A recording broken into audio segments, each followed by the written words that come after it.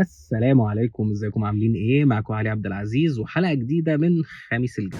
دلوقتي إحنا هنتكلم في حاجة مهمة أوي، الكساد العقاري، ليه في كساد عقاري وإحنا نعمل إيه في الكساد ده؟ والله بُص يا باشا، هو الفكرة إن أنت بتقارن مقارنات ممكن تكون ظالمة، يعني لو أنت عايز حد يقول لك في كساد عقاري اقفل الفيديو، مش أنا اللي هاحدد، أنا هاقول لك الموضوع بكل حيادية. دلوقتي في محركات شرا معينة، أكبر محرك شرا في العالم كله نفسيًا هو الخوف. الناس كانت بتشتري في ال3 سنين اللي فاتوا أو سنتين ونُص اللي فاتوا من دافع الخوف، هو خايف إن الجنيه اللي معاه فجأة يبقى نُص جنيه، فهو بيشتري أي حاجة تكون بتغلى، وأكتر حاجة في الدنيا المفروض تاريخيًا في مصر بتغلى هي العقار، تمام؟ فكان بيحط فلوسه في عقار وينساها وخلاص. في كساد عقاري بالنسبة للسنتين و3 اللي فاتوا طبعًا في كساد عقاري كبير، لكن بالنسبة للسنين الطبيعية اللي في مصر 2020، 2019، 2018، 2017، 2016 فحركة الشرا والبيع أكتر بكتير جدًا من السنين دي.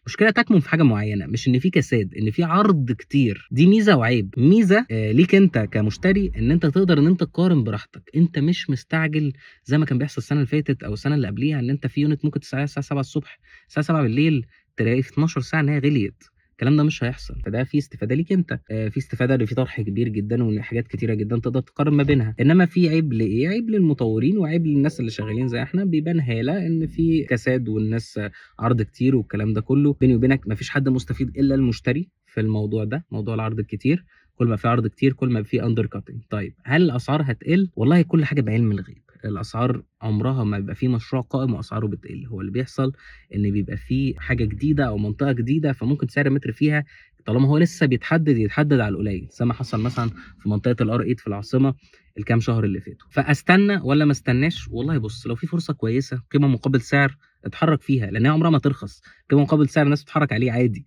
إذا كان مشروع زي سراي، مشروع زي مشاريع كتيرة في التجمع، مشروع زي مشاريع الA class اللي بتتباع بسعر B class، زي مشاريع كتيرة ممكن أبقى أكلمك عنها. لو دي حاجة موجودة قدامك وأنت تقدر تشتري فيها اشتري فيها، إنما لو أنت ما عندكش لسه الغاية أو مش متحمس أوي للشرا أو بتاع، استنى شوف الماركت هيمشي إزاي. أنا عمري ما شُفت عقار بيرخص، بس وارد تيجي على حسك أنت، الله أعلم. أنا علي عبد العزيز معاك، ولو احتجت أي استشارة عقارية هتلاقيني باجاوبك بصدق حتى لو مش هتشتري معايا.